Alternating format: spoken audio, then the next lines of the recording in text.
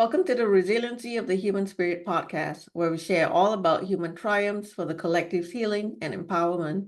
I am your host, Priscilla Hanley. My guest today is Diamond Drip. Diamond is an award-winning speaker whose journey was featured on KQED radio news, OnStage Plus Television, and several podcasts. Her mission is to help women break free from fear and self-doubt and to step boldly into their power. Using tools like human design and gene keys, she guides people to trust their intuition, embrace their authenticity, and unlock their full potential. As Diamond likes to say, the limit does not exist, but fear will make you think it does. Without further ado, I'm going to bring Diamond on right now. Hi, Diamond.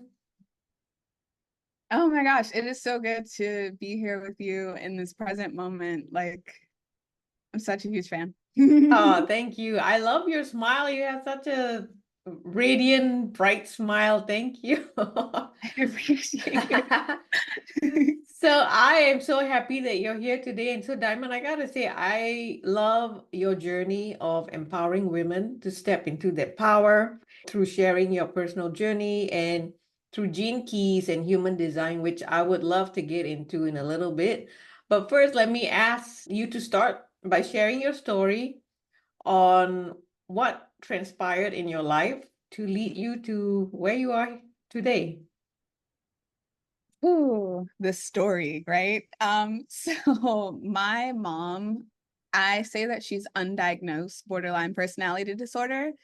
Due to some of her shadows, I spent a lot of time in therapy. And so I like to say that when 3 out of 4 therapists agree on a diagnosis, it's probably accurate, even if the person didn't think that they had a problem and went to go get diagnosed. So I was removed from my mom's care when I was 14 due to child abuse and neglect. And so they put me into child and family services. And so navigating that system, which brought my dad into my life. He hadn't been a part of my life for pretty much all of my life. I think there was somewhere in the beginning where my mom allowed him to be there, but then she wanted control, and that was a whole situation. And so I was with him my junior and senior year, and that was tough because here I am, like I'd navigated the system.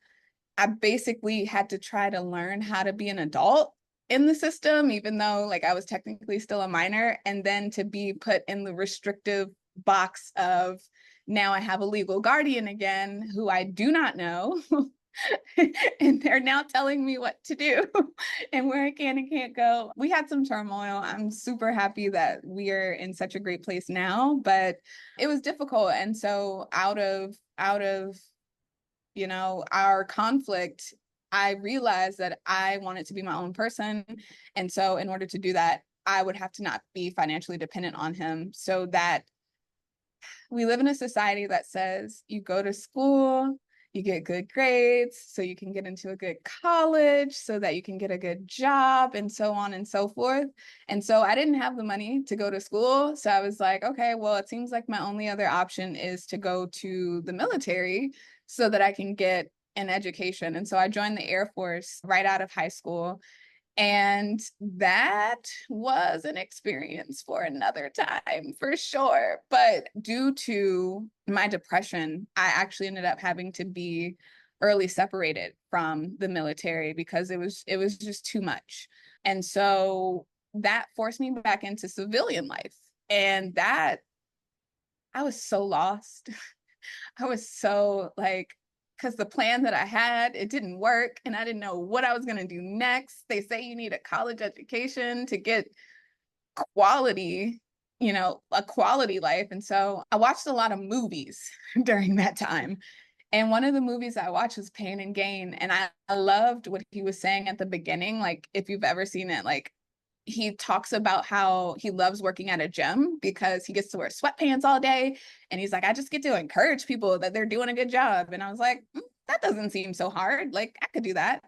So I not joined, I started to work at a gym, and I started off as front desk. over the 3 years that I was there, I worked my way up to general manager. And then when the location shut down, I lost my nice little cozy position. And again, was faced with this question, what do I do? And at that point, I realized that I was tired of putting my financial future into the hands of people I had never even laid eyes on. And even though I didn't know what it was going to look like, I said, I'm going to start a business.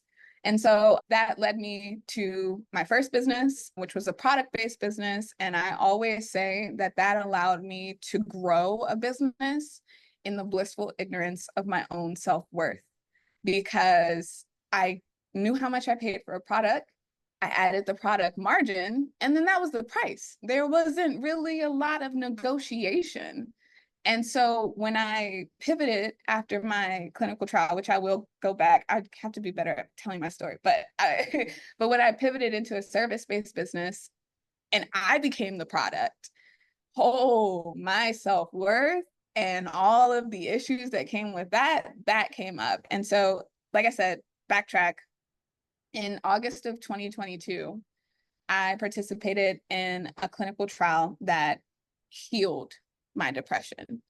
And so through that experience in the trial, I started to think about what I wanted to do with my life truly, because at the time of the trial, I was running 2 businesses. I was in school pursuing my visual communications degree, and I'm also a mom. And so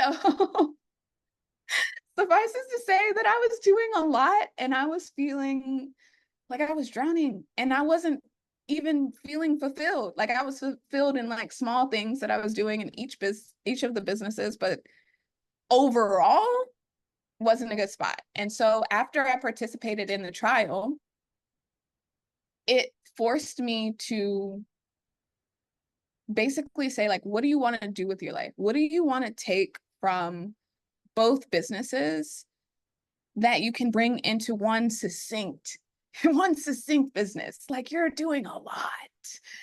And that was, like I said, when I made the pivot into a service-based business model. And even though I had been in business at that point for almost 3 years, because I was switching to something unknown, and that unknown thing forced me to be the face, not whatever the product was that I was, like selling or what have you.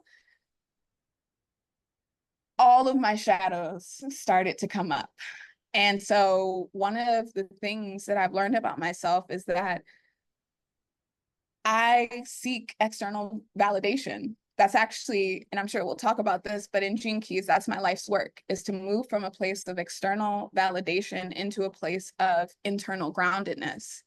I didn't know that at the time. So I enrolled in a year-long business coaching program that I thought that I had found like the thing, like in business coaching, because I was like, everything she's saying about how to build a business and have it be spiritual, I was like, this is all the stuff that I want to talk about. Like, people ask me how did I start my business? How did I grow my business?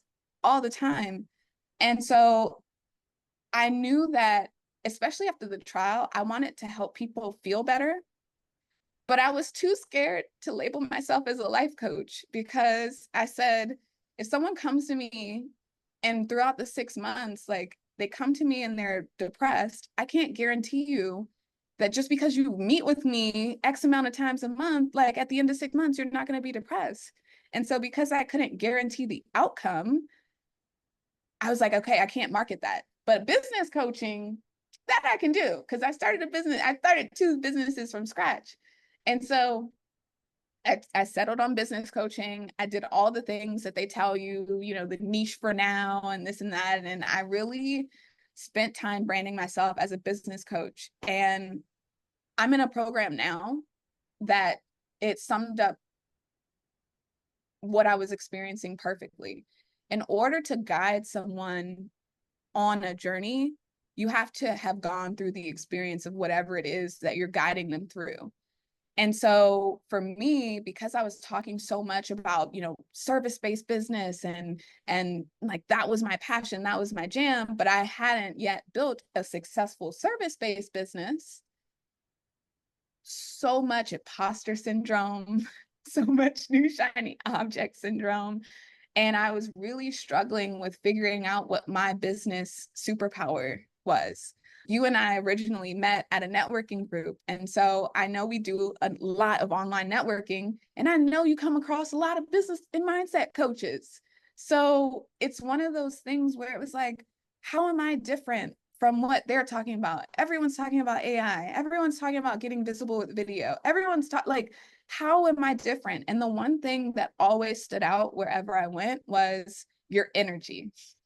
Your energy is amazing. And I'm like, that's great, but I don't think I can monetize energy. So like it just went on a shelf, and it began to frustrate me because it was like the energy was something that was outside of me. It was like, everyone loves this energy thing, but like, what's my superpower? And it was like this disconnect. And I was meeting with an intuitive life coach, and she asked me this critical question: do you know your energy type? What? What are you even saying? Like, what are you even saying right now? Like, no, I don't know what you're talking about.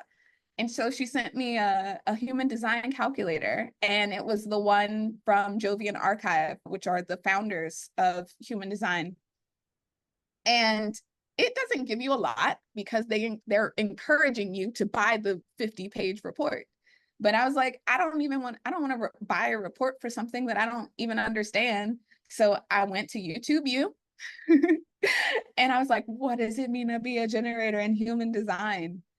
And when they started talking about, as a generator, like when you're engaged in doing something that you love, you generate so much energy that it literally bubbles up and spills out of you into the people that are around you, into the things that you're doing. And that's why people love being around you so much. And they'll invite you into things because they want the energy that you bring. And I was like, oh, what is this?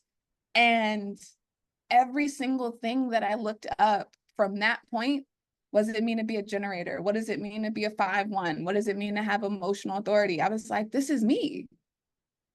And like I said, I am a 5/1. And so I'm sure we'll get into that. But the one is the investigator researcher.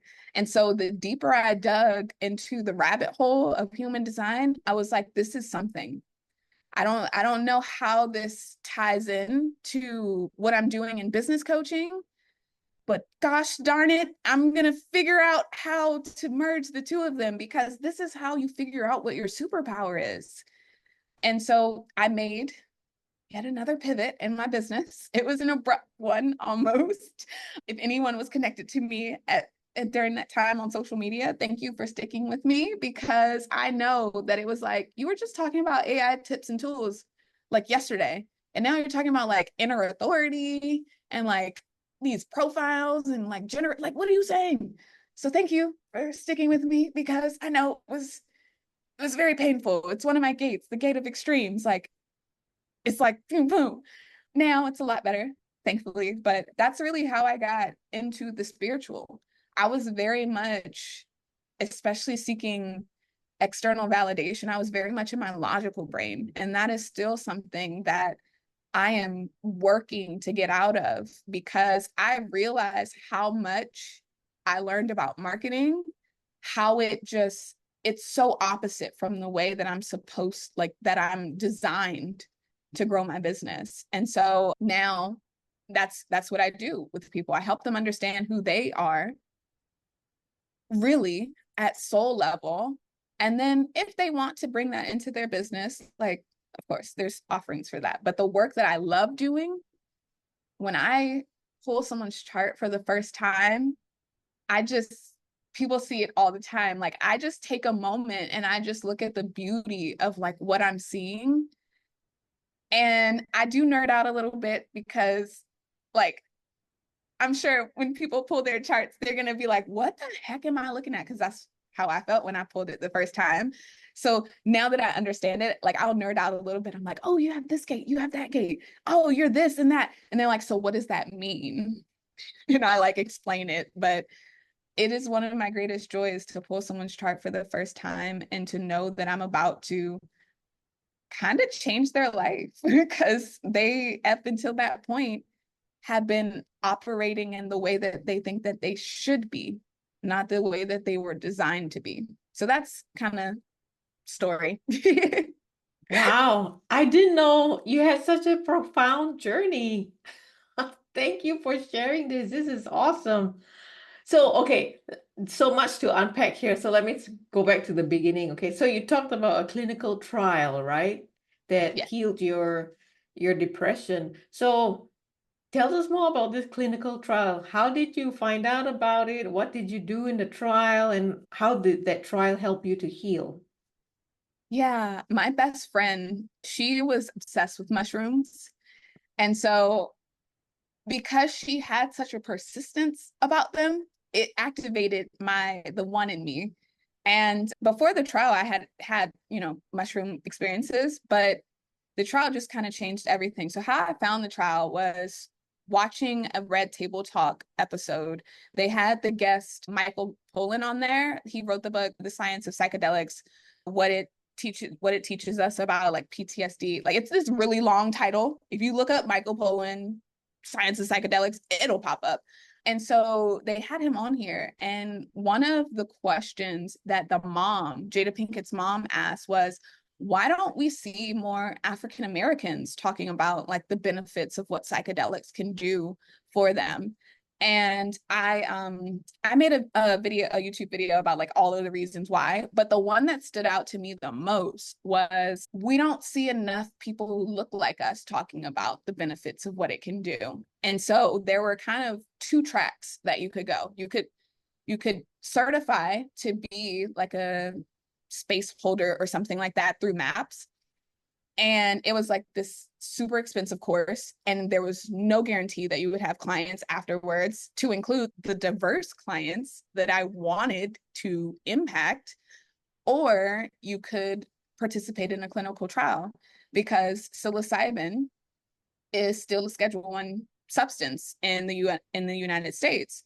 And so what that means is that like for classification, one of the criteria is there's no medical benefit. So if the clinical trials prove that there's benefit, then what are we saying? Which is crazy that it's even up there with like meth and Right. like it's crazy, but that's the story for a different time. And so I was like, okay, I'm not about to invest in this program that I have no guarantees on. Like that just doesn't seem good. So I looked for trials for my exact diagnosis, which is bipolar 2 disorder. And I found one. And so I sent an email because they have like contact information. I sent an email to the contacts. And even now that I'm learning about things like law of attraction, the first few days after I sent the email, like I was like checking my spam. I was like, oh, are they going to do it? And then I just kind of released. I was like, okay, if it'll happen, it'll happen. And sure enough, a few weeks later, I got an email back and they were like, we want to bring you in to see if you basically qualify for the study. And so through the trial, it was a 15-week trial. And so the longest part for me, because part of the criteria to participate was that you had to be on no mind altering substances. And so I got my medical marijuana card back in 2017, I believe. And so that was what I used to help me sleep because depression, one of the symptoms is insomnia. And so that was the only thing that helped get me to sleep and keep me asleep. And I had to give it up for the trial. So science tells us that it takes a long time for THC to fully leave the system. So that was why like mine may have been a little bit longer than the 15, like the pre. And so while you are like in the qualifying stages, taking drug tests, going to therapy appointments, filling out all of the scales, because they have you do like a bunch of questionnaires. So they have like a baseline of where you were pre-dosing. And then of course, so many questionnaires afterwards to document how you did after. But leading up to the dosing day, that's really all it was about. It was just letting the THC get out of my system, drug tests, getting to know my therapist, taking the baseline scales. And then the dosing day is actually kind of like a 3-part situation. So the first day you go in, you take your final drug, well, for my particular trial, you take your final drug test to make sure like you're good. And then you take more questionnaires. And then I actually got to see the room. I got to try on the headphones. I got to try on the mask that they give you and listen to part of the first song so that when I went in the next day, it wasn't jarring. It wasn't like I'm in this unfamiliar space. Also, what happened on the first day was they have a co-pilot program. So in case your therapist has to, like, I don't know, use the bathroom, grab a bite to eat, you're not just like there by yourself. Or alternatively, like they ask one of their associates to come in and sit, and then like you wake up from your trip and you're like, who are you? So you meet the co-pilot person on day one, and then you kind of go home, you really reflect on your intentions, you come back. I came back the day of early. Like it was like I went to sleep, I ate breakfast, and then like I didn't go to sleep, but like I was in my unconscious for like 4 to 6 hours. So it really felt like I went to sleep, ate, and then like kind of went back to sleep. And then you do not trials. Then you do questionnaires right after you like come out of the experience, just so they're like, what did you experience? Like, what were the blah, blah, blah, blah, blah. And then you journal. They encourage you to journal. I took that suggestion and it made it so much easier going back on day 3, because that was when you really start to unpack, like, what did you experience? And that begins like the integration of what you experienced during the trial, with your therapist. I think that was all the questions that you asked me about the trial. Yeah. So what did you experience, if you don't mind sharing with us? I'm Um, curious.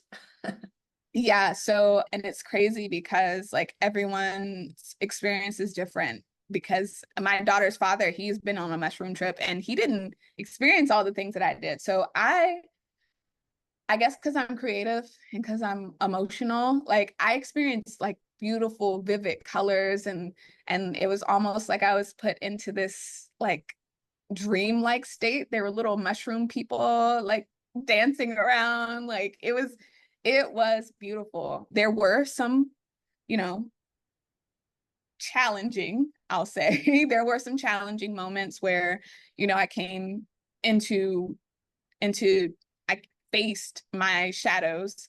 One of the things that I worked so hard at was not being like my mom. And so one of the things that had come up during the trial was Taylor. My daughter's name is Taylor. And she was just like crying out for someone to play with her, play with me. Cause at that time she was like 3 or 4. And so like, that's all she really wanted to do was just like someone to play with her. And it was one of those situations where like, I mean, obviously when you go into your subconscious, like it's kind of like you're getting into the 5th dimension. So time doesn't really exist in the Right. 5th dimension. So like I would see her, but then I would also see me. And I just saw like the juxtaposition of like me crying out as the child, like, cause my mom was always, doing whatever she was going to do. And I was always stuck with my grandparents, and my grandparents had my mom when they were like 45, 50. Like it wasn't planned, my mom. So like when I came, they weren't playful grandparents. Like they were old. They were like, I want to watch Judge Judy and whatever they were doing at the time. So I remember as a child, or remembered during the experience as a child, like really just wanting someone to play with. And that was like super important for me, because it caused me to see like the importance of like, I am in business for myself. Why do I not have time to play with my own child? Another thing that I'll highlight is that I died. I remember at one point, it was like I was buried alive, and I couldn't really, see much. I was like in a casket, and I felt like my body like running out of oxygen. And like, right, if you're running out of oxygen and you feel the air thinning, like you start to panic.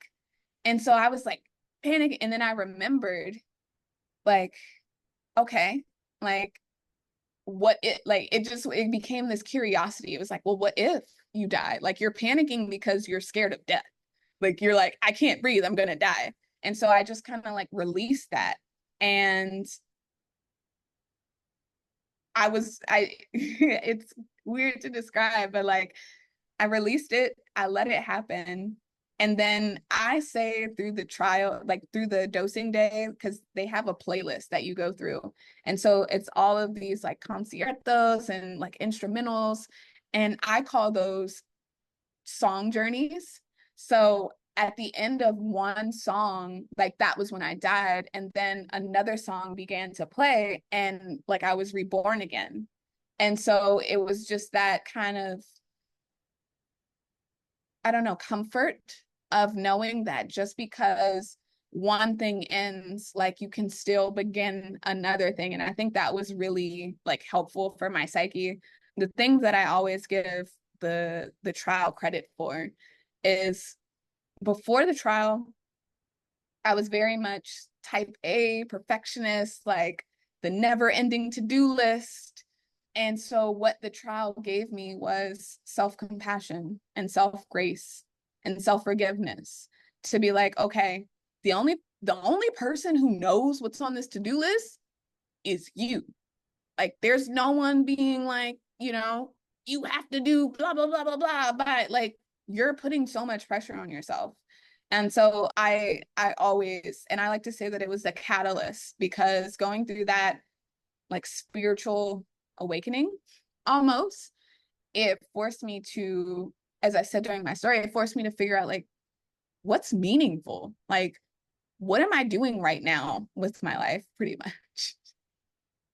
Wow, such a profound journey. I feel like you were tapping into parallel lives of yours. Yeah. Yeah. So thank you for sharing that. That's so, like I said, that's pretty awesome. So the clinical trial, I take it it's already over. It's Yeah. not a continuous thing, right? No, I was like one of the last two participants that they were taking, but you can always, like, there are always new trials starting. So if you just go to clinicaltrials.gov, search your diagnosis, you can specify psilocybin, because that's what I did. And they're happening all over the country. So I'm in Maryland. I got lucky to find one in my state. There are some people who, like, you might find one that's in a state close to you, and if you want to travel, I mean, there are times where you have to go in person before the dosing day. So like, So don't pick something super far, but yeah. do you stay in-house or do you get to go home every night? You go home.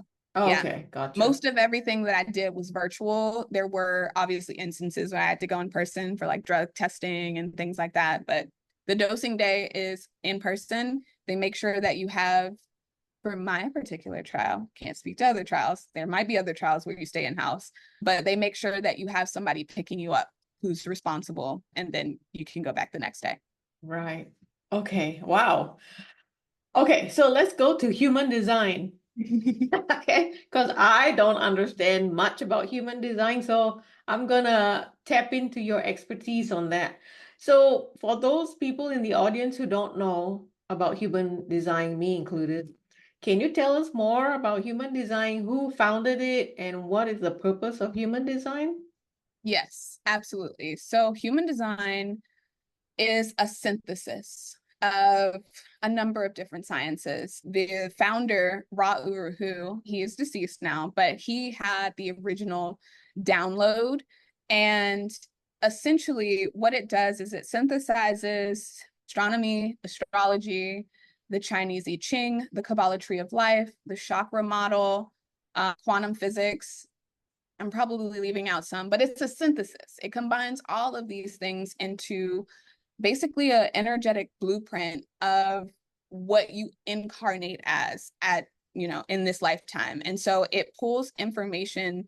If you look into human design, you'll see the term neutrinos. And so at your exact time of birth, which is why time of birth is so important when pull your chart for the first time, at your exact time of birth, your being is imprinted with these neutrinos from the cosmos. And so that forms your personality side. And 88 days prior to that date, you also receive another imprint of these neutrinos while you're still in womb, in utero, and that forms your design side. So that's your unconscious side. So you have your unconscious design side, and then you have your conscious personality side. These are things that you kind of know about. And so what human design does is it gives you a unique energetic map of how you are meant to use your energy in this lifetime so that you don't burn out, so that you do usher in and you move towards the things that are going to be fulfilling for your being, so that you usher in the we hear this all the time, abundance, but like legitimately the things that are going to bring you the resources that you need to be successful in this lifetime. Okay, so you said the founder received a download. So which being Uh, downloaded this system to the founder? so I haven't done a lot of research on that because there's so for me as a one, I love going down a good rabbit hole. But if it doesn't resonate with me, then I really won't even like I said, astrology is one of the sciences that human design brings in. And for the longest time, I didn't really I knew horoscopes were a thing, but I was just it was the people that I was seeing oh, my so and so's in the seventh house of blah blah blah and this rising. And I'm like, what are you talking about right now? Like, say it plain so it makes sense. And so I had to adjust once I recognized the power of the astrology and the astronomy and human design. But that, even with that, I'll look into it if I have to, if I'm trying to see a particular planetary influence of something. But because it's a synthesis, I named 7 things. If I dove into each one of those 7 things, I'd be drowning in information. Oh yeah. Oh yeah. I remember I had a human design reading one time. I think it was like a couple years ago. And phew, it went over my head. I was like, I don't know what you're talking about, lady. So yeah, astrology, I don't get that either. It's just too deep and too complicated, I find. So anyway, what about human design attracted you to it? Yeah, that's human design doesn't tell you anything that you don't already know. Especially when you look at some of your design unconscious traits, they're not things that you don't already know. What it does is it's confirmation. So one of the things that I recognized with my right, because we just went extensively about the clinical trial on bipolar 2. So in our logical society, we understand bipolar 2 disorder. And so, you know, it's it's a diagnosis. It's kind of like some might call it a disability almost to have this, because if you have a diagnosis, then you're not normal. And so it makes you feel almost wrong for the things that you experience with this diagnosis. In human design, I have emotional authority. Even in the name, bipolar 2 disorder, emotional authority, it's empowering. And so as an emotional authority, and so I believe you said you had emotional authority, so you'll appreciate this. As an emotional authority, we experience life in these up and down waves. And that's normal for us. And so the motto for people with emotional authority is there's no truth in the now. So at a minimum, it's best if we sleep on things, especially, and I always have to make sure I clean this up. The big things, not what you're going to have for breakfast the next morning, they're really 4 major areas that it applies to: friendships, relationships, if you're about to move, and then of course your career. So it's best if you sleep on those decisions. If you can give yourself more time to really experience the full flow of the wave, then that's even better. And so knowing as an emotional authority that you've been given this gift that you receive your clarity over time, that's empowering, especially in a society that the society that we live in, which wants answers right now. Like, do you want to do it? Yes or no? And it's like, okay, hold on. Like, I actually need to think about this. I need to reflect on this. So what happens as an emotional authority, as a generator, emotional authority, is like our sacral will tell us in the moment, like, yes, I have the energy for something, or I don't want to do that. And so as emotional authority, you kind of check in with yourself over time and you're like, do I still have energy for this? Yes, I do. Okay, cool. Do I still have energy for this? Yes, I do. And so like even something like that, like that's confirmation. It's like, no, it's not a shackle. It's actually a gift. Even some of like, another example. So the actual energy type, it's confirmation for a lot of people. Like generators, we're known as like the little energizer bunnies. Like we can just go, go, go, go, go, go, go, go, go. But there are non-energy types. Like I always like to use projectors as an example. So projectors don't have a defined sacral. Something like 70% of the population are generators. I think for projectors, it's like 15 to 20%. I have to check the stats again. They're always changing as people pull their charts more. But what that means is that projectors who don't have their sacral defined, and the not self question that comes out of the sacral center is, do I know when enough is enough? So they're surrounded by these little energizer bunnies that are like, go, go, go, go, go, go, go, go, go. And so then they try and keep up so that they can, work, hustle, grind, blah, blah, blah, blah, blah, what society tells us needs to happen. And then they burn out.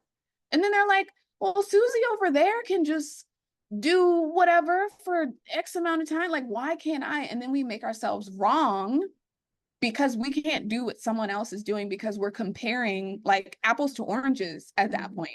And so it's confirmation for like non-energy types, especially to know like, oh, I'm not meant to have that energy. Like I'm supposed to like have these limits. And so they get really efficient with how they use their energy and they honor their inner authority, whatever that may be. There are 7 types of authority, but they honor their authority that says like whether they have the energy to sustain something or not. So that for me, that was one of the things that it helped me. It was confirmation for a lot of the things that I had made myself wrong for because society told me I should be a certain way.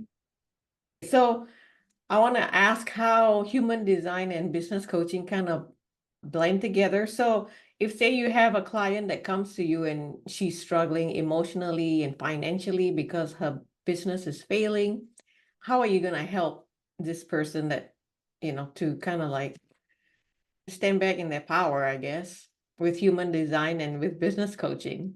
Yeah, that's a great question. So human design is just a tool. Like human design, gene keys, and even right now I'm getting certified to read the Akashic records through soul realignment practitioner work. These are all just tools. So one of the first things when someone comes to me is they start with human design because I think that's usually the easy, like some people might argue with me, but I think that's the easiest to understand simply because it's your gifts. Like you're like, oh yeah, I do that. And then once they understand what is uniquely theirs and what's not, like what they don't have consistent access to, a lot of times that's comforting. And so when someone comes to me for business coaching, it kind of became a qualifier. Like, are you into the spiritual, like this spirituality piece or not? Because if you're not, then I can recommend you to other people because this is where I start.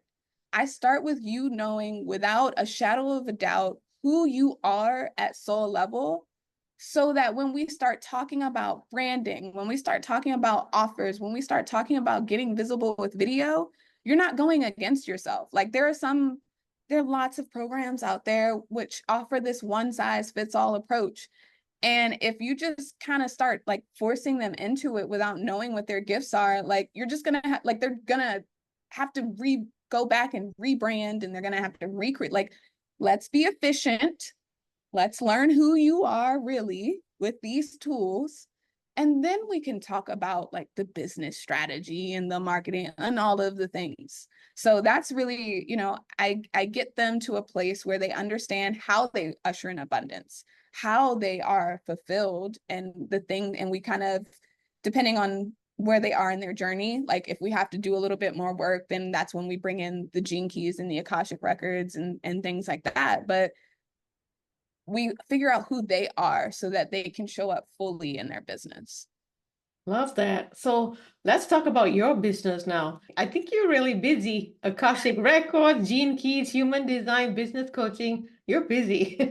So, okay, with all of that, talk about the programs that you have for the collective. Like, what exactly do you offer the collective with all these modalities? Yes, I love that you said, what do I offer the collective? Because that's a term that I've been really embracing lately, because a lot of my channels are all about like empowerment and support and sharing. That's one that I'm getting used to, because we as humans, we put these limitations on ourselves, and we're like, you know, and when I get there, then I'll go and teach. And then because we're always constantly evolving and growing, like there changes. And Right. then you're always trying to get there. So I love that you said that. So the offerings that I have for the collective are readings. So if someone just wants to dive a little bit deeper, I offer 3 different readings. There's like a 30-minute one where it's just like real quick, like this is how you make decisions best. Then there's a deeper dive where if they have some really specific things that they want to get some clarity on, we spend 90 minutes just really getting deep. They get a full report that they can then go take and study, and then they have like a recording that they can watch and refer back to. And then I offer, because human design is great for adults, but we're already so deep in our conditioning sometimes that it takes a little bit longer for us. One of the things the founder of human design says is that, like, not that human design was lost on adults, but it's really meant for the next generation so that we don't basically screw them up the way our parents did us. And so because of that reason, I do offer a parent-child deep dive where I do recommend, like, you as your parent, like as the parent, get a reading first, because we're going to spend a lot of time talking about your child's reading and learning the different nuances. This was one of the other things that like really solidified human design for me, because I'm a generator. I'm a 5/1 emotional generator, and my daughter is a 5/2 manifesting generator, also emotional. And so even just to see how our energy is different, like I don't have a defined ego heart center. And so what the not self question that comes out of that is, do I think I have something to prove? Hoo-hoo, she has a defined heart center. And that child, when she says no, she means no. Like there's rarely changing of the mind, no matter how much you convince her. Like she's like, I don't have anything to prove. And it would frustrate me to high heavens. But then once I learned, like, that's actually one of her gifts, I was like, okay. So those are the 3 different readings. I also am in the process of really building out a community. It's called Limitless You, where people will be able to, kind of get some insights daily. We have weekly challenges where I offer journal questions for them to reflect on. And then we meet once a month so that we can really get, deeper if they have any burning questions about themselves or their family members or their friends, they can ask them. And then I have 2 packages: self-mastery boot camp, from fearful to flourishing, which is 8 weeks, all about you.